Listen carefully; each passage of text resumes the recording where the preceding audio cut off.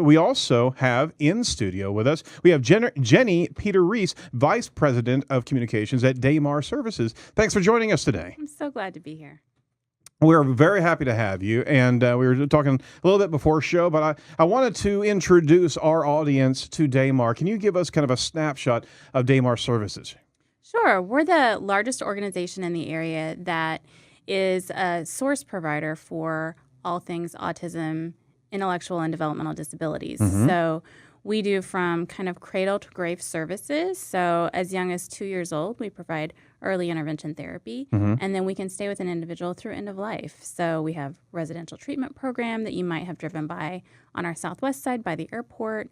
We have ABA clinics across the city. We have group homes that we service. We have foster care. We have 2 schools. Oh, my Lord. A charter academy that's specifically for individuals with disabilities, and then a private school for kids that don't quite fit into the traditional public school model. So we have a soup to nuts model that we provide services for whoever needs them in that space.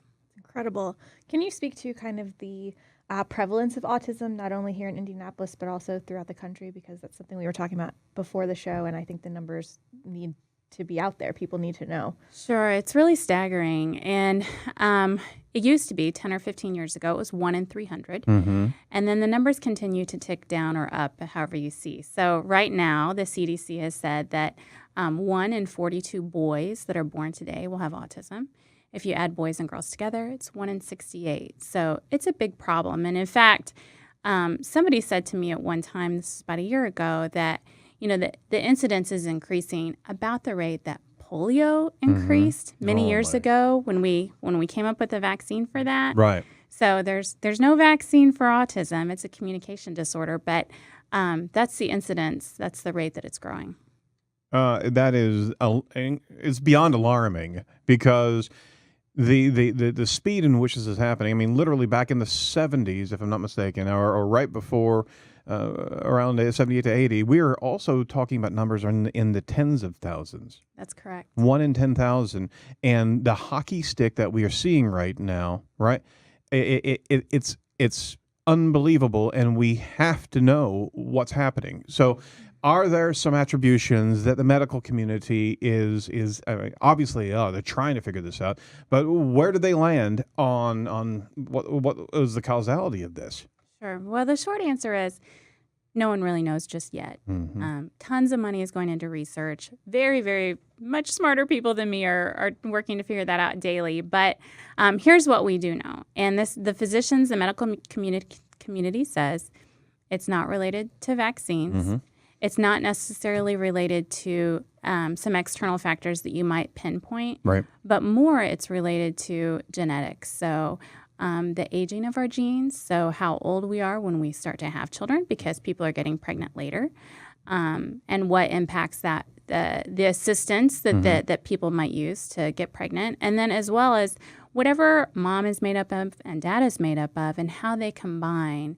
That's where their thinking and mutation might form to cause this communication disorder. So it's really interesting. I think that they will find root cause, certainly, but it may be a little bit longer. And right now, we would love the money to really go into treatment of current individuals because the research has shown if you can get diagnosed early, so if you get diagnosed at 18 months or 2 years, and you get into an early intervention program, ABA therapy, then you can have a very full life. You can have communication, you can speak, you can go to college, you can have a wife and kids. You can really kind of reteach the brain in a different way. Can you explain what ABA therapy is for those who aren't familiar with that term? Sure. So ABA therapy is applied behavior analysis. So it's a behavior therapy that is a one-on-one therapy. And if my child had autism and I chose an ABA clinic, there are lots in the city, then they would go there like they would go to a daycare and receive one-on-one support all day long. So they would teach how to bathroom skills. They would teach how to eat. They would teach how to communicate, how to speak. And if a child would enter and can't speak, for example, can't say what they want, they would learn through a variety of ways. So the iPad, translation. Yeah, the iPad has been amazing for that. So there's some great apps for that. But then they move beyond apps to actual verbal communication, which is always the goal. Would it be safe to say that the diagnosis of that is incredible, by the way, and I would like to come back around to the Yeah. education portion of that, because it's from optics you can see that the education environment as much as it's growing, it's still challenged with how to serve the autistic child. But would it be fair to say that the prognosis of autism has also widened from the spectrum side of things? What was known as autism 2 decades, 3 decades ago has a much larger lens, because we're finding kind of the edges of the spectrum disorder. That's exactly right. So it used to be a diagnosis, and Right. now it's a diagnosis on a spectrum. So doctors are getting a lot better about saying, you know what, you are on the spectrum, you're here. Whereas before they were like, well, there's something not quite right, but it's probably not autism, because autism is this one thing. Well, now they know that it's an entire spectrum. And so a lot of the numbers, kind of that 1 in 42 number, the reason that is 1 in 42 is because we've gotten better about diagnosing Yeah. it. So I mean, it's a fluid thing, obviously, but you can't have the same type of sampling numbers there 30 years ago. And obviously, Absolutely. medical community is a constant level of education. So the public education sector and being able to accommodate this it's still a hockey stick. However we get there, it's still so pervasive that the curriculums have to change, and adaptive behavior for the teachers has to be in place, and they're getting more and more. They have more and more need for instruction of how to recognize that behavior, because it may not actually be even recognized at the parent's standpoint. Right. Because I mean, and just in personal perspective, I've seen with the different involvement I have with kids, there are certain mannerisms that you can start correlating. That, and again, by no means can I even assess something like that, but you start seeing some repetitive behavior, right? The educators have to be armed with that, Right. not only to inform the parents, but also know how to address and how to support the kids in the public school sector, right? Absolutely. So I think what happens is we're asking our educators more and more to know more and more about certain social issues, right? And behavioral disabilities and diagnoses, and they're coming on board. Is it yearly? I'm trying to think. Do we do an in-service yearly? It seems like we connect with schools on a regular basis and provide training to them. These are the things to look for. Yep. And if you see these things, these are the steps that you take. A lot of times, though, and it's really refreshing, parents are noticing much earlier. So the more that we can get out the message that, autism isn't something to be ashamed of, it's Right. something to get a diagnosis for and then start a behavior treatment plan.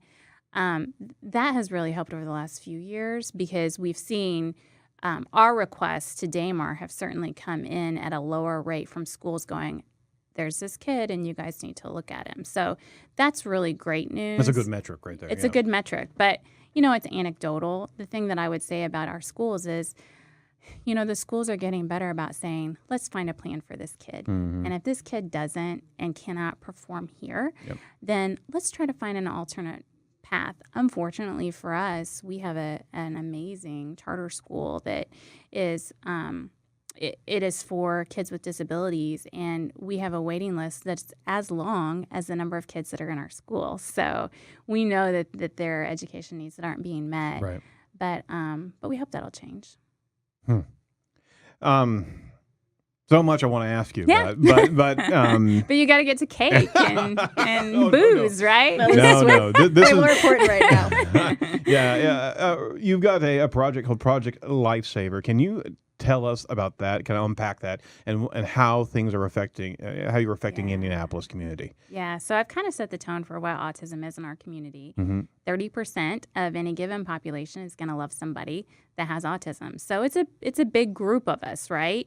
And here's what happens. So if somebody has more severe on the spectrum, then they're probably they're probably in a situation where they need a full-time caregiver. And I don't know about you, my husband and I have 4 kids, and we both need to work outside the home, Yep. right? So if one of us was taken out of the workforce in order to care for a child, then we're going to have a financial impact from that. Absolutely. And everything is going to hurt beyond that, right? So what we're doing is a program called Indy Bands Together, and that's really born out of a financial need that parents have, parents of kids with autism. So what happened was this summer, a sweet boy named Shalom, who was visiting our city, drowned in one of our retention ponds in Brownsburg. He was a kiddo with autism. He was nonverbal, and he got out of his mother's sight for 5 seconds and was gone. And unfortunately, first responders searched for him for over 24 hours, and they eventually found him dead in a retention pond. And that just wrecked us as an organization who has the great privilege of dealing with these kids every day. So we said we have to do something, and what can we do? So we reached out to the Decatur Township Fire Department, and in fact, behind you, I don't know if people can see it, but one of the ladies on the right-hand side there, Billy, she came out and talked to us about a program that they already have in place called Project Lifesaver. Project Lifesaver is a radio frequency bracelet that can be put on kids who have a tendency to wander. And they cost about $350, and not every parent can afford one of those. But when an emergency happens and they have a bracelet, call 911. Oh, he's in the system. It takes about 27 minutes to find as opposed to 24 hours. That's the difference. That is fantastic. So it's just a problem that technology can solve, and unfortunately, money needs to be the other solution to buy that technology. So we got involved with the first responders, our Project Lifesaver coordinators in the state. They said, "Great, it's our 50th year at Damar," so we said, "Let's raise $50,000, and we'll give it all back to the community. We're not keeping any of it, and we just want to buy bracelets and get them on the wrists of kids that really need them, and their parents can't afford them." So that's what it's about. We told the Colts said, "Great, we'll give you a spokesperson." So that's Deshaun Bond, and he's a local guy from Warren Central. He's a great kid. I guess he's not a kid. He's younger than me, but I'm 40, so Yeah, he's they're all 23. kids. What are you going to do? So he's a great guy, and he stepped up and said, "I would absolutely love to be a mouthpiece for this," and it's going well so far, but we certainly, one of the reasons I'm here is we haven't reached our goal yet. We're about 30% there, and we need to raise some more money. Oh, you're 30% there. Oh, that's something that we can certainly champion, and we would want to be able to help you in pursuit to those goals. So we certainly want to talk to you after the show of how we can help you. Your social media is extraordinary, and Brittany. That's my universe, the social media thing. So I know you have several campaigns going. The hashtag Indy Bands Together, and when I got on to see how active that is, I mean it's all over the place. So can you speak to kind of how that's taking off, how you feel about getting people engaged on social media, and whether you're getting that response that you're looking for? It's interesting. I was having this conversation yesterday, and we've had so many likes and shares, and you get likes and shares, and you get thoughts and prayers, and now I've kind of jokingly said, and now we need cash in hand. So we're kind of at the likes and shares and thoughts and prayers place, which is a really great place. Sure. But we really need to convert that over to action because, it's very similar in tone to me I worked downtown at the time when they did Indy Welcomes All. That was a big movement in the city. And I want the city to embrace this movement because we owe it to these families. These families live here. They pay taxes here. They need a little bit of help. Yeah. It's not thousands of dollars. It's $350 per family that could allow a parent to sleep at night. And it just makes me go, oh, I wish I could buy a bracelet for everybody. And unfortunately, I can't. So we're trying to raise $50,000 in order that we can. I mean, to save a life for as little as $350, why wouldn't? No, break it down. It's less than $1 a day. Right. Yeah. And I don't mean to sound like a bloody telethon, but that's what it is. Yeah. Less than $1 a day for the year. And you can help this community and your own community. Well, here's the even better part is that the Damar Foundation, who really believes in this program, will match dollar for dollar. So they've said, oh, wow. Jenny, go out and see what you can get, and we will dollar for dollar match you. And so really, you can give $150 or $175, buy a bracelet because the foundation's going to match Two that. bracelets for one. Yeah, 2 for 1. Or go ahead and spend the $350, and then we'll match the $350. Yeah, exactly. Exactly. Yeah, let's not go lower. Let's go Yeah. higher. Let's all the go bracelets. higher, We higher, want higher. all the bracelets. Well, I mean, we certainly want to give a shout out to everyone who's watching the show and listening to the podcast to share this show and also ask some questions during the live cast of Jenny, because these are important topics to understand, but also get into the community. Is that it needs to be recognized of how pervasive this is, and how there are so many needs for, I mean, not only the child but the parents, and on top of that, it's tough. We have an access over at the Indian Creek Church, where we have a lot of entire special needs branch of the church, right? And there is a lot of beautiful people helping in that space, but you need to be able to see a way to help in the training and education standpoint. There needs to be a kind of a community support to be able to help children that are suffering from this malady.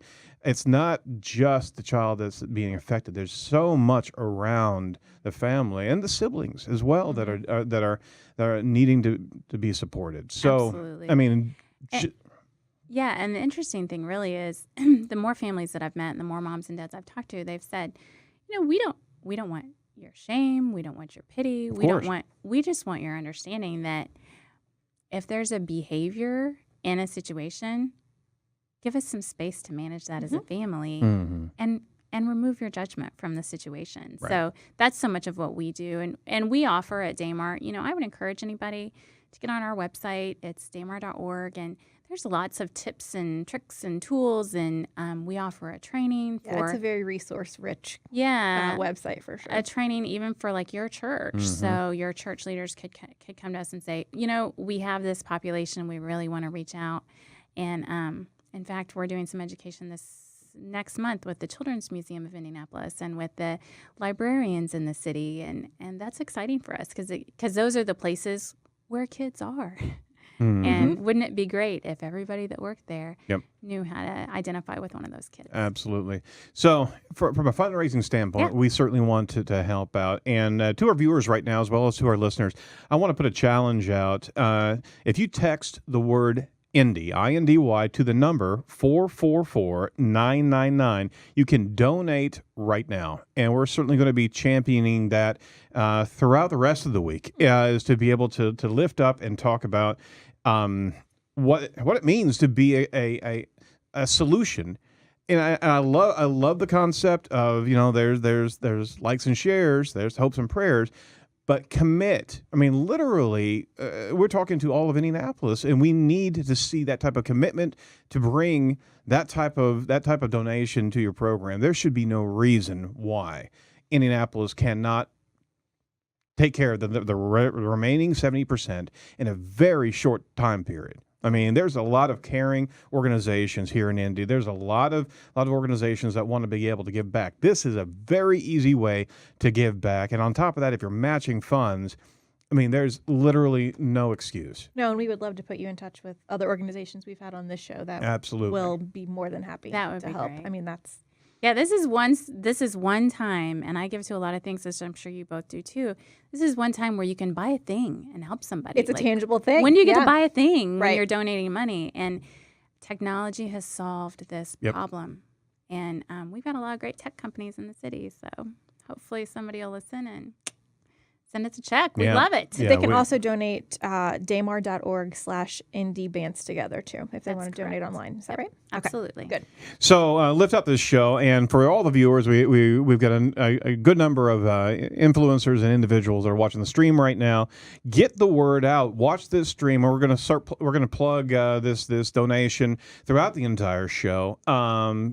Text to the number 444-999, the word Indy, and you can make a donation right there. It is less than $1 a day to be able to put one of these bracelets on one of these children and be able to save a life. I mean, that's it's an easy transaction, and it's absolutely essential to be able to get this moving through the entire system for the city and the state. Any final thoughts in this space regarding whether parents or educators or just understanding of autism at large? Yeah, I think my final thought would be, if you know a family that that has a child with autism or an adult with autism, just continue to reach out to them. It's one of those disabilities that creates a lot of isolation, and the families don't deserve that. So we certainly want to champion that. That we love those families, and we are privileged to serve them. And if you want to meet some of them, come out to Damar, because we are filled with amazing people out there, and they want to make a difference too. So these aren't our castaways in society. They're really the most special people that I know. And with the numbers that we're talking about, everybody has knowledge of somebody in their immediacy that has autism or autism spectrum disorder. Absolutely. So this is right in front of us. This is not an abstract concept. These are people that are in our lives regularly. You gotta show love, and that's just. Now I'm just getting pissed. I know. So band together, damn it, and let's do this thing. Dollars and cents. Dollars and cents. Yeah, absolutely. Cash in hand is what we're going for Damar Services. So hashtag Indy Bands Together. Jump into the hashtag. Go to the number 444-999. Tweet the word or text the word Indy, and you can start the donation process right now. How do they reach you? Yeah, so the best way to reach me is at damar.org, damar.org. Excellent. You can also, on Twitter, is Damar Services. On Facebook, Damar Services. And you can search for Damar Services in LinkedIn. We wish you all the best, and we are certainly going to lift you up post-show. This is something that makes so much sense. And, I mean, you like I said, I'm getting heated. I'm getting heated. I know. It's a reality that we have to embrace, and enough of the likes and shares, everybody. I mean, dollars and cents. Dollars and cents. Absolutely. All right. Thank you for what you do. Absolutely. Keep up the good work. Listen, everybody that I work with does the hard work. I just get to be the mouthpiece. So I want to thank them. We have 1,000 direct support professionals that work at Damar to serve our 1,500 clients every day. That is amazing. And they do amazing work. So thanks to you guys for being back there while I'm here. I'll get you some cake, too. I will eat your cake. It's fine. That's the cost of being the mouthpiece. All right. Well, thank you so much, Jenny. We'll certainly put all the links in the show notes, and we'll do everything that we can possibly can on the social side to give attention to this.